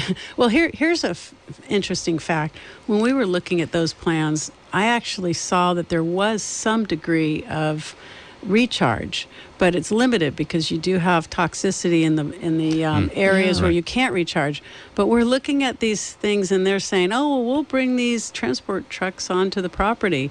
So I'm thinking, "Oh, well, if you brought transport trucks on, you're going to have an awfully strong asphalt concrete situation to bring those trucks." And then we looked at it, and the plans didn't even show that they had designed it to even actually carry the transport trucks. Just another small detail that got somehow ignored because, again, they didn't even consider that there was going to be transport trucks. 831-479-1080. Steve is up next, calling from Soquel. You're in the air, Steve. Hi. I live in Soquel. I live downtown off of Main Street. And actually, the water is belonged to Soquel Water District, I believe. There's a well right there on 41st. Oh, you're and right. I've seen, that belongs to Soquel Water District, as far as I know. That's the O'Neill Ranch well. Yeah, it's been shut down for a long time because of ammonia contamination. Oh, ammonia? Mm-hmm. There's underground wells here. Right yeah, here they in don't Soquel. know what's causing the problem. But anyway, you're right. I forgot about that. That well is right on the end of Soquel Drive and 41st Avenue on the mountainside. Right. I should know. It backs up to Anna Jean Cummings Park. Okay. Yeah. Well, Thank Soquel you. Water Thank District. You. Yeah. Okay. That's about all I know. But I know somebody that lived in one of those houses. He was a young Mexican guy. He lived in one of those houses. They tore that down. He grew up there. Oh. Yeah, one of the houses is still there, and he's not wanting to sell to Mr. Grappetti of Nissan. Oh. So he's a holdout. Nissan. Oh, he's no. a holdout. You don't need Nissan. Thank you for your call, Steve. 479-1080-218-5726. Okay, so Lisa is with Sustainable Soquel, and the group has filed this writ of mandate. Is that? And explain to me again, Becky, what this is, what this means, and what they're trying to do. A writ. It's the legal term is writ of mandamus, writ of mandate, and it is a demand that the agency against which the action is filed follow the law, do their job. And I learned about this because I led a group of citizens called We Are Aptos that filed a similar action against the Aptos Village Project and the county and the developers for different reasons. They had not followed the law in terms of declaring final map public areas on the phase 1. It was blank. The final map that they approved, parts of it were blank. And it obliterated public areas that were designated to be public areas. So in that case, it was parking lots and sidewalks and all that, but it was blank. So essentially, the county Board of Supervisors approved a blank slate for these developers in terms of how we saw it, so those developers could do whatever they wanted. And the other part of our writ of mandamus was that there were two other pieces, that the whole big area, about 60%, has not yet been built on, and that's phase 2. And that was denoted on the map as remainder parcels, which is a term that developers are allowed to give when they're not sure what they want to do with a big project that has to be built in phases, because they don't know the surety of the economic times of the future or the demand of what would be best there. Well, that was never approved to be remainder area when the first phase It's called the tentative map. The first iteration of the map came through. It was all shown to be built up. But here it came with 2 remainder parcels, not even legal, but 2, and you're only allowed 1.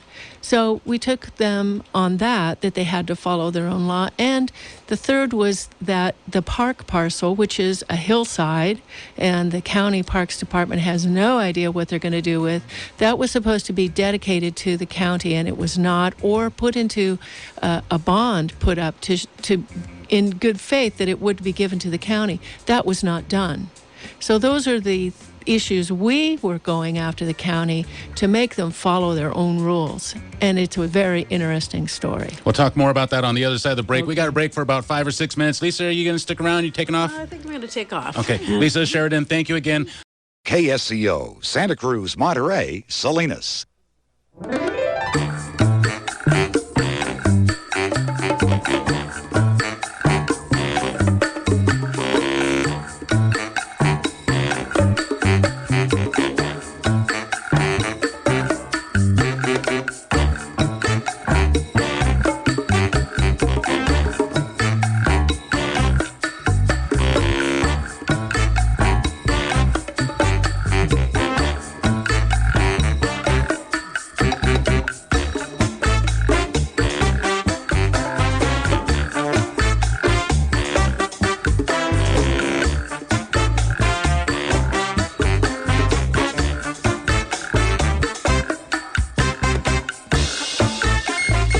Four 479-1080-218-5726. We want to thank Lisa Sheridan. She is with Sustainable Soquel. She just took off, but again, we want to thank her for spending some time here, 2 hours with us here on board Flight 1080, and with you, 831-479-1080-218-5726. We are being joined still by Becky Steinbruner. Becky, thank you again for hanging out with us. Thank you. Okay, so we got a few really, really important things that we need to talk about. We want to talk about Aptos Village, we want to talk about Pure Water Soquel, and we want to talk about the public study sessions which you are providing. Okay, I think those are three issues that we really, really need to cover. First of all, though, let's start off with the public study sessions. I think this is probably the most critical, because this is going to teach people how to interpret what their representatives are talking about, right? How to interpret all this information, correct? That's my goal. Thank you very much. Right now, open to public comment is a draft environmental impact report. It's abbreviated EIR. Mm-hmm.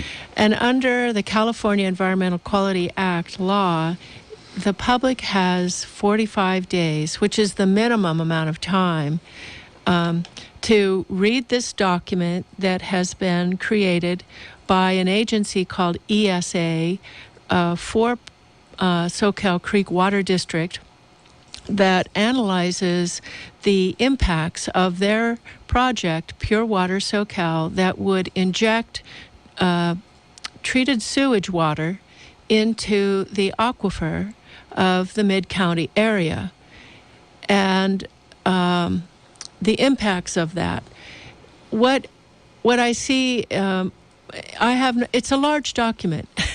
It's an intimidating document, mm-hmm. and it is available in hard copy at most of the libraries in the Mid-County area, and also Garfield Park up on the west side. It's missing the appendices, which is concerning to me, because that covers things like the risks that they looked at, and some of the species that they looked at that would be threatened by this toxic waste being put out into the bay. But the issue that I really want to bring up now, and thank you, is that this is the public's time to comment. And if you don't comment, then it's just going to get waved through without your concerns being addressed. It is an intimidating document, and it's got language in it that is kind of difficult to understand, but once you get into it, it begins to make sense. And what I want to do is work with people to help them comment on this document. So I have reserved the Aptos Library meeting room for this coming Wednesday, July 25th, from 6 to 8 p.m. And also at the Aptos Library, August 8th. That's another Wednesday evening from 6 to 8 p.m. I've also reserved the Porter Memorial Library for Wednesday, August 1st from 7 to 9 p.m. And the Porter Memorial Library is that wonderful library on Porter Street near Main Street. I'm hoping that Supervisor John Leopold will hold his regular first Wednesday of the month constituent meeting there. He usually does from 5:30 to 6:30, and then the study session can just follow on the heels of that.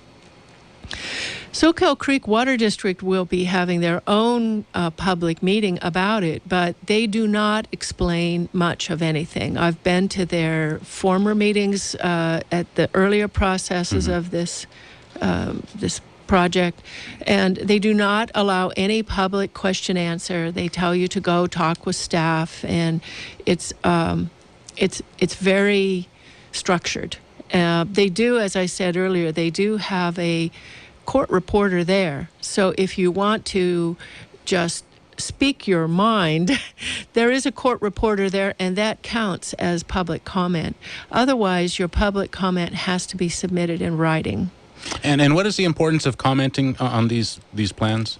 The importance of commenting is often that the public who has local knowledge and remembers things that have been said and promised and other issues can bring up issues that the draft environmental impact report does not address, such as noise next to the residential neighborhood, such as the impacts of this huge energy-dependent process on the community, the brand new Monterey Bay Community Power. How will that impact? That's not discussed. The only issue that is discussed in energy is it's going to be a huge amount of energy, but they're not going to use it wastefully. And quite frankly, the rest of the comment, at least that I've read, the analysis has to do only with construction and does not really address the long-term operation and the problems that can happen with that long-term operation. So it's those issues that the public needs to bring to light, and they must, by law, comment and address them in the final EIR. 479-1080. We are here with Becky Steinbruner. If you want to ask her any questions, 831-479-1080, 218-5726 with your text messages. All right, Becky, so you have 3 public study sessions. Is that what they're called? That's what I'm calling them. Coming up, and they're Wednesday, right, for the next 3 weeks on Wednesday. Correct. So the next one will be the day after tomorrow. That's at the Aptos Library. Correct. That's from 6 to 8 p.m. The following will be August 1st at the Porter Memorial Library from 7 to 9. These are p.m., right? Yes. And Wednesday, August 8th from 6 to 8 p.m. is where? That's at the Aptos Library? At the Aptos Library. Okay, so those are both there. Yeah. Okay, so good. So for the next 3 weeks, Wednesday, you can catch Becky Steinbruner. This week at the Aptos Library, next week at the Porter Memorial Library, and then again back in Aptos. Correct. Okay. Yeah. Let's get to, let's see, we have no phone calls. Let's get to Aptos Village. Thank you. Yes, now Aptos Village.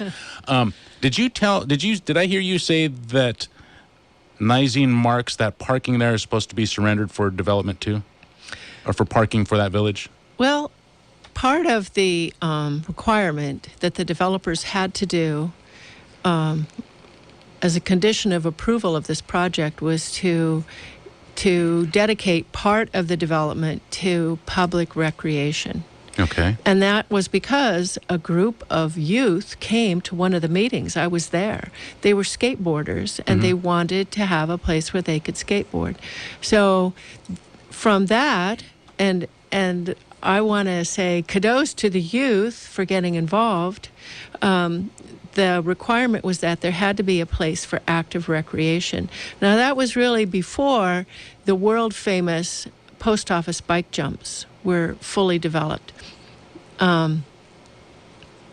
In another area of the subdivision. This is a little over 6 acres. So the piece of land that Barry Swenson Builder, the main developer for Aptos Village project, chose was a hillside, a 45-degree angle hillside on For the recreation area? For the recreation Wow. area, yeah. It's a good workout. 45 degrees, that's a pretty steep climb. It's on Aptos Creek Road as one would enter Nicene Mark State Park. And so it's 0.7 of an acre. And for that, the county allowed them to waive the developer fee, whereby they would have to pay to county parks $1,000 a bedroom for all the bedrooms within their development to offset the impacts of their development. They didn't have to pay that. For dedicating that 45-degree, I know Right. which hillside you're talking about. Yeah. There's only one hillside anywhere near there, and you can't do anything on that. That's the park. I mean, if you ride your bike really, really fast, you might be able to go up there and turn around and come back down. We're thinking Fun, bungee yes. jumping. Or bungee jumping, right? But that's kind of sneaky. That's kind of slimy. It is. It is. I think it's slimy. You know what's too. even slimier is for that to be approved. Yes. That was Ellen Peary. Supervisor Ellen Peary, through, again, Public Records Act requests. I saw her notes from many of the backroom meetings in working things out with Barry Swenson Builder. Essentially, Barry Swenson Builder wrote the Aptos Village plan. That's a very powerful name around here, right? Yeah, and spreading. They're making their little tendrils into Salinas, I saw at the airport complex down there. Wow. But they are getting lots of favors. And it's because they are so big and they can afford, I think, to take on riskier projects like this and, again, bring in the tax revenue for the county's machine. What people may or may not know, if you've ever gone to Nicene Mark State Park, you may have seen the kind of the dirt informal parking area along Aptos Creek Road there, where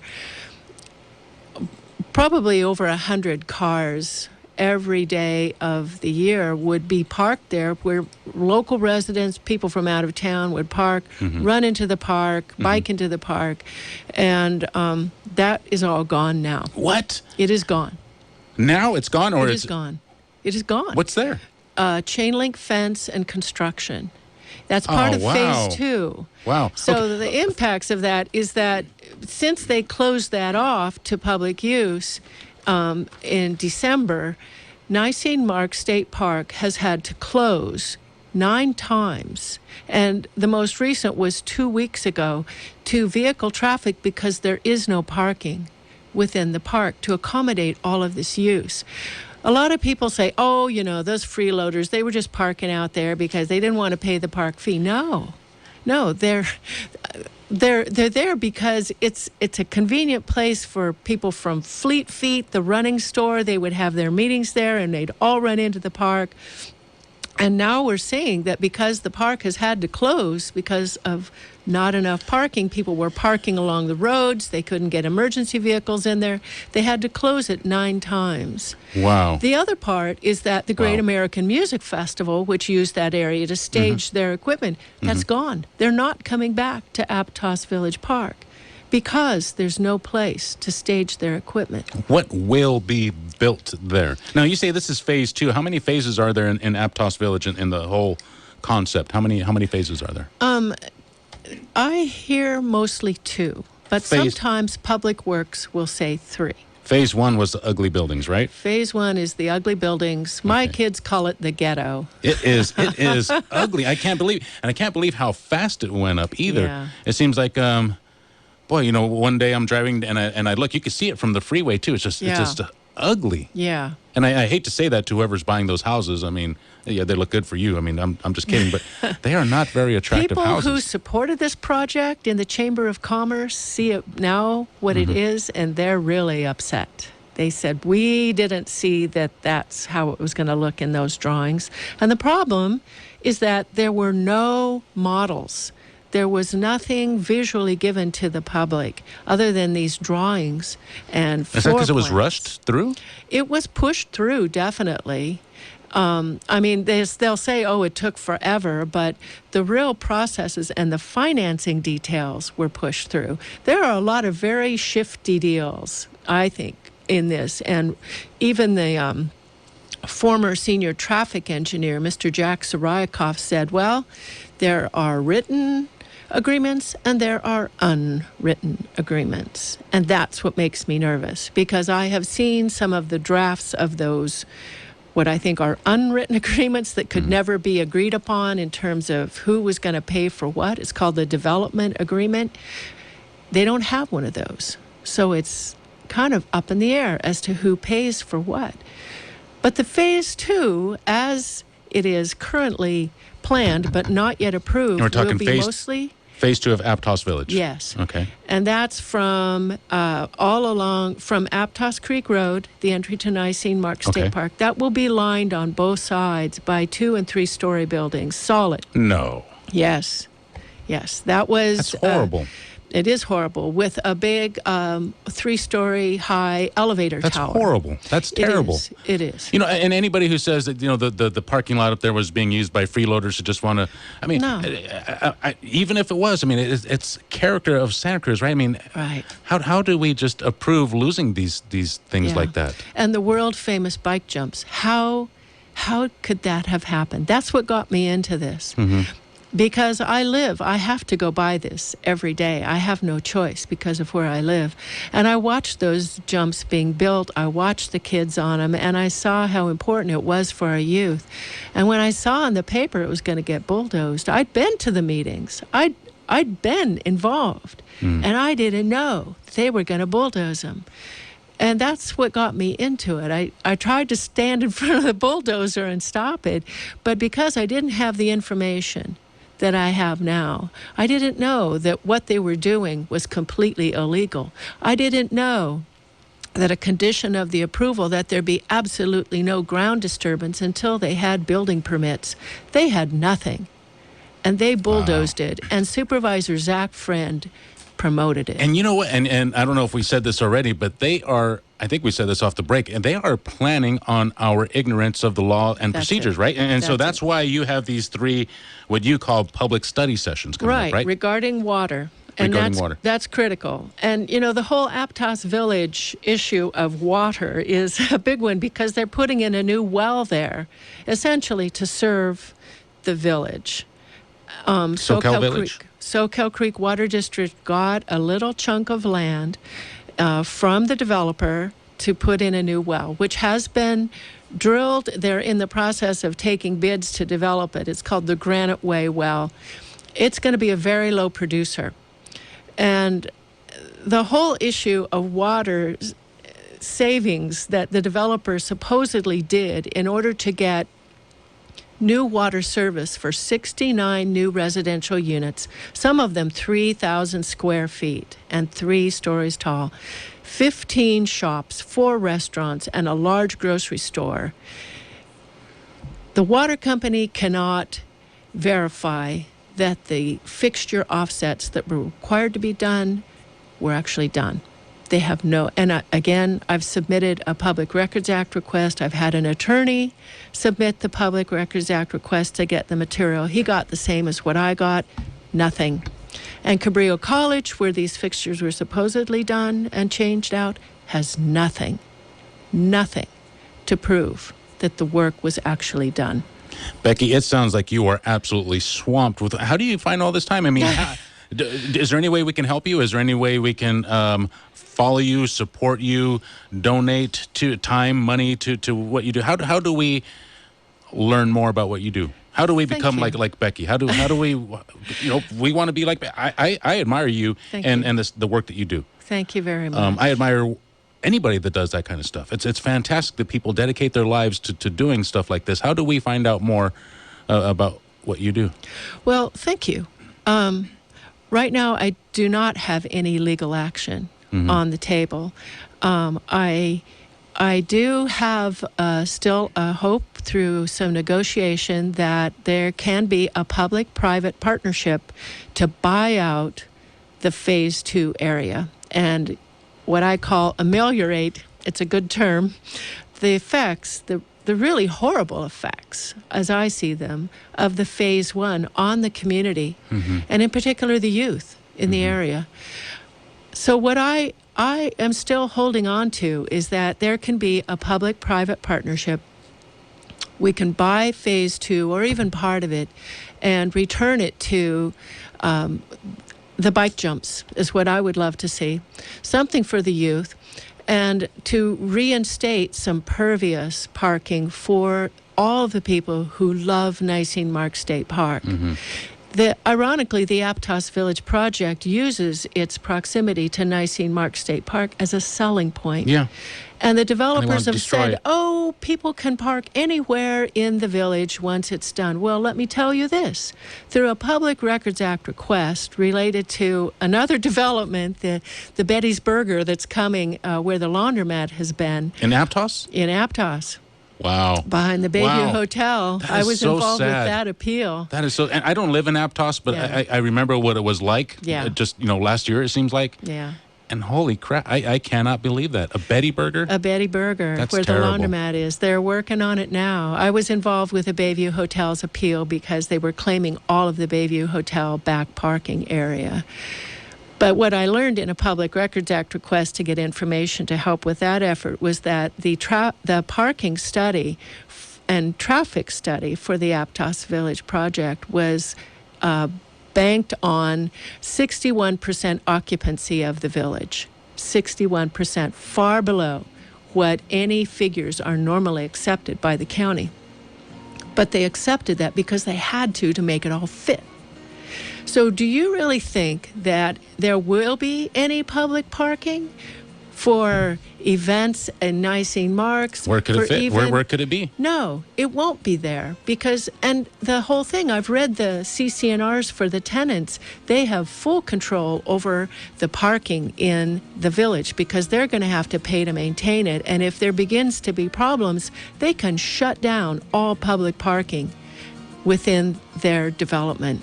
There will be no public parking. 479-1080. We're going to break for a headline. Susan Simon is standing by with your local headlines. Keep it tuned in. We'll have that following. And following that, we'll have news, traffic, and weather. Susan Simon is up next. 6:34 is the time. Susan, take it away. I have to add, that means no public parking when people want to go take part in the world's shortest parade, and no public parking when there are events at Aptos Village Park. Yeah, and can no you public believe it? parking when you want to go anywhere in that general area. Right. And there's not enough. It doesn't look to me as though there's going to be enough parking even for the things that are going to be there. I don't think so either. Because I don't see garages on those houses. The ones up on Granite Way have garages, one-car garages. But not the ones on Cathedral that I've seen. No. So they're going to street park? They're going to be allowed to have on-street parking on Granite Way, a narrow little road. And believe me, I'm talking with the fire department about that. I was going to say, doesn't fire department need 14 feet access? They made a mistake on this one. It made it through without them catching it. Yep. But they still have to have 14 feet width of access. They do. That's what fire trucks require. Yeah. Otherwise, those things on the sides are going to get pretty beaten up as the fire trucks go through. Right. And coupled with that, they've blocked off the thoroughfare of Granite Way that used to go from Cathedral Drive to Aptos Creek Road. Right. They've blocked that off at Village Drive. So now fire trucks have only the access coming in from Trout Gulch, which is usually congested, up Cathedral and up Granite Way and up Village Drive. And they've changed the whole configuration and slope of that corner. I really have concerns for the people on Village Drive that fire trucks will be able to get up there. They could not access Village Drive recently, and it was an oversight of the fire department when they approved that project. Ow. Yeah. That's a serious ow. is You have to serious. get fire trucks into places. Yeah.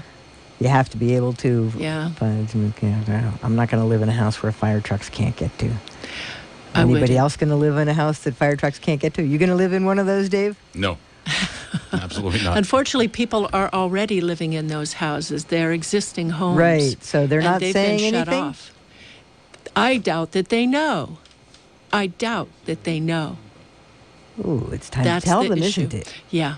Okay. And I think our supervisor should be having some public meetings about this, but he's not. He refuses. Okay. And then after you guys get back to the show, after I do this local news shot, you're going to tell us again when your informational sessions are going to be? I'd love to. Thank you. Great. If someone should ask, tell them you heard it on AM 1080 KSCO.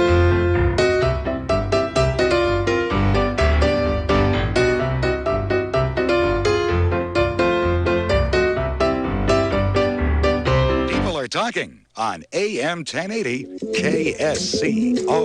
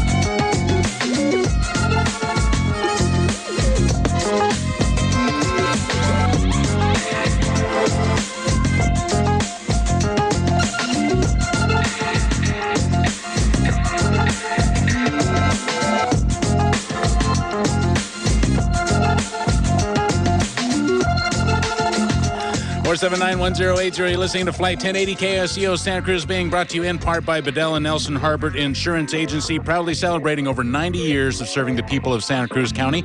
Bedell and Nelson Harbert, one agent, one company, and answers you can trust. Their phone number is 426-3700. That's 426-3700.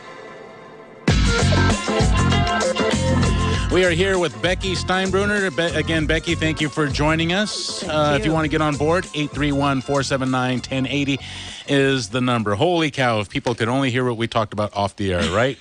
It has got to be so frustrating. I believe a woman called during the first hour and said, you know, when she goes to these Board of Supervisor meetings, that it's just so frustrating. It is. When you see the way they behave, how little they listen to people, how disinterested they are sometimes. Yes. It's just got to be disheartening, It is, frustrating. and that's what they count on, that people get frustrated and tired and just walk away. And that's what they count on. But, you know, we the people can't let them get away with that. We've got to hold them accountable. 479-1080, again, you have 3 meetings coming up, and the purpose of these meetings is? This is regarding the draft environmental impact report for Soquel Creek Water District's Pure Water Soquel project, which will would, if it goes through, would inject almost 2 million gallons of treated sewage water a day into the aquifer from which all of the mid-county area, private well owners, small water company, they all depend on that as our drinking water. So it's not going to go before any vote. I've been asking the board to please put it to a vote because they are not the only user of the aquifer. And just recently, and I've had a lot of petitions. I've submitted over 300 petition names asking for a vote, and they've ignored it.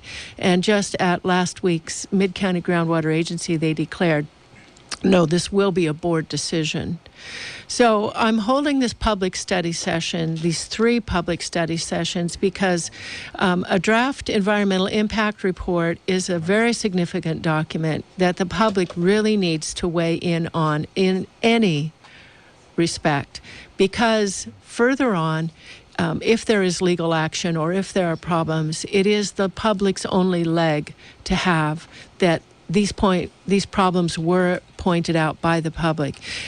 And as I said earlier, people who live in the area have local knowledge that these environmental impact port consultants up in Oakland do not have and often miss.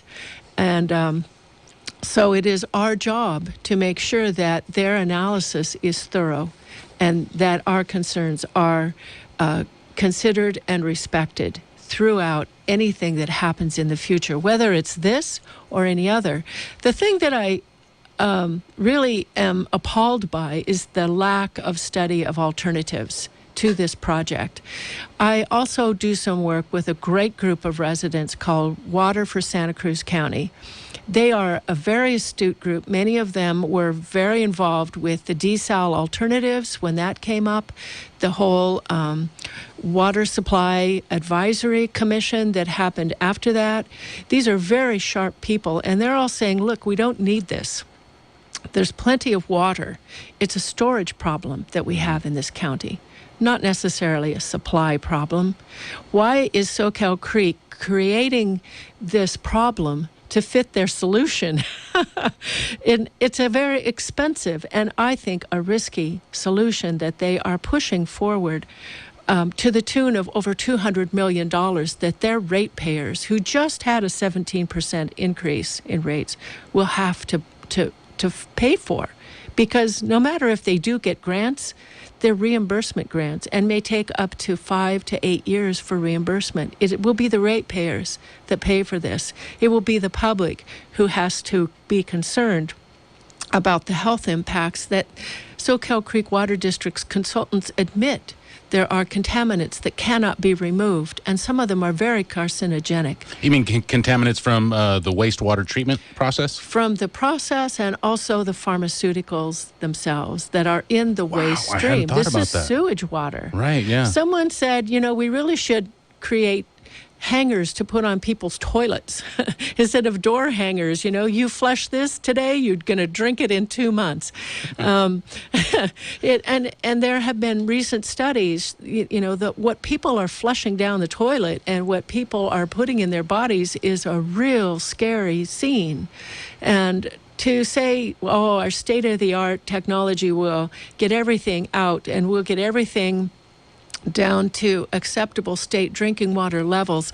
There are no state drinking water levels for pharmaceuticals. So they can make that claim, and it sounds, it's okay, they're going to take care of us, but they're not. They're not. And so it's important for people to at least look through the draft environmental impact report, not only just the glassy community handbook that gives you the pablum they want you to see, and it's very easy to flip through. It's a very pretty book. It's a very pretty little book. Nice book. But we have to, as citizens, take responsibility and look through these documents, and it's intimidating, and I want to help people dig into them. So I have 3 study sessions this coming Wednesday at Aptos Library, 6 to 8 p.m. in the community room. The following Wednesday, August 1st, 7 to 9 p.m. at the Porter Memorial Library, right after what I think will be John Leopold's constituent meeting. It's from 5:30 to 6:30, but I'm not sure that's going to be held. They didn't know. And then the following Wednesday, August 8th, back at the Aptos Library from 6 p.m. to 8 p.m. The close of comment is August 13th. I am asking for an extension of that time because it is such a critical document. It is such an important project to the whole community. And by CEQA guideline law, they have the ability to extend it to 60 days from its current 45. 479-1080-218-5726. We are here with Becky Steinbruner. We have her for another 10 minutes. If you want to join us, you know how to do that. I want to get to another phone call? Sure. Rick is up next. He's calling from Oakdale. Rick, thank you for your call. You're in the air. All righty then. Let me get you off phone so you have a decent sound. That would be nice. Becky? Hi. Hi. My wife and I were newcomers to Scotts Valley. We got there in '67. But we moved after all the years of living there because we wanted to vote with our feet. And because of things that you're describing on the air tonight is one of the reasons, or a dozen or a half dozen of the reasons that we moved. But anyway, and I was involved quite a bit in Scotts Valley with the water issues. And This is what I want to tell people. Septic tanks have a leach field, and they percolate effluent into the soil. Yeah. And the soil has an amazing factor. It has carbon attachments, which pull the nitrates out of the water, which are the killers. Yeah. And then all the other things that are carbon-based, like the pharmaceuticals and things that we don't even think about. And how about blood? Mm-hmm. You know, you wash a wound. There's other times that blood gets flushed down, and we don't know what's in that, contagious or not. Mm-hmm. So that's another whole impurity that a typical leach field in a septic tank, they get rid of it, and the water percolates into the aquifer. Correct. Now, the reason I called was your one comment about they're going to, is the word jet or inject? Inject the effluent from the sewer plant into the aquifer. Yes. Well, that word itself dictates the fact that there's too much pressure down there that you just can't let it percolate through the soil. So what happens is our aquifer gets a full dose of effluent, just like that comes out of a septic tank, into a pure stream of aquifer under the ground, however many feet. And its parts per million are incredibly high. And it's sad to think that they're going to try to sell a $200 million project because somebody invented a machine to do this. Yeah. And I bravo you on your efforts to teach people about this. For years, I've tried to teach people about it because we drilled a well, the Businessmen's Association in Scotts Valley. We drilled a well and donated it to the Scotts Valley City. Wow. And found that as they told us that we wouldn't hit water until 1,000 feet, and they naysayed us and all this, we hit a 500-gallon-a-minute well behind Safeways at 110 feet. Wow. That's amazing. Shortage. There isn't a water shortage in this area. Yeah. Now, the reason they want to use the injection is to get past the pressure, because if they were to drill dry wells, vertical dry wells, and fill them with rock and dump the effluent in that, it would have the same effect as a leach line, which is horizontal. Yeah. If they would do that, they would find when they drilled down deep enough that the water would force its way up, the real water, the clean water, and they can't use percolation pits because the water is so close to the surface. Yeah. Water runs against less friction, and what you would have would be a bubbling mess of sewage. And that's why they're going to try to inject this garbage, this crap, into our aquifer, and to sell a big thing like noise and stuff. Well, percolation pits don't make any noise. Yeah. Septic tanks don't make any noise. And if they were to turn their ways to getting that effluent water into the ground, into leach fields, I would be in support of that, because the earth is the cleanser. Yeah, it's the one that takes the stuff out of the water and puts pure aquifer back in the aquifer. But anyway, great effort. I wish I was around Scotts Valley more. I'd love to come down and sit in on your study sessions. And we won't even get into the building corruption that's going on in this town. And that's one of the reasons I have moved on.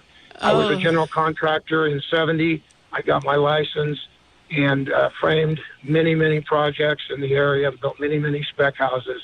So I know the back door, and it's starting to be infiltrated into all city approving authorities, and it's really sad. So anyway, great work. Tell the website, Dave, on the air, and I'll try to pick it up and go on and check things out. Thank you for your call, Rick. 479-1080, DM at KSCO.com. Now, there is no website that you have, right? I do not have a website. It's Facebook page, maybe?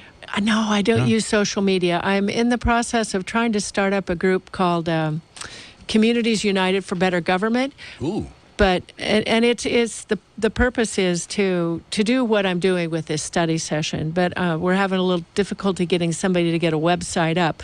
But I would direct you to the website for Water for Santa Cruz. That's waterforsantacruz.com. That is a plethora of information. And Mr. Scott McGilvray, who is really leading that effort, is brilliant. And he's got other people working with him that are brilliant. And they keep asking these questions. And I think they're finally starting to make some headway. There are streams up in the northern part of Santa Cruz, Majors Creek, Lydell Creek, and Laguna Creek, that the city of Santa Cruz uses as their winter water supply because it is so good and plentiful in winter rains.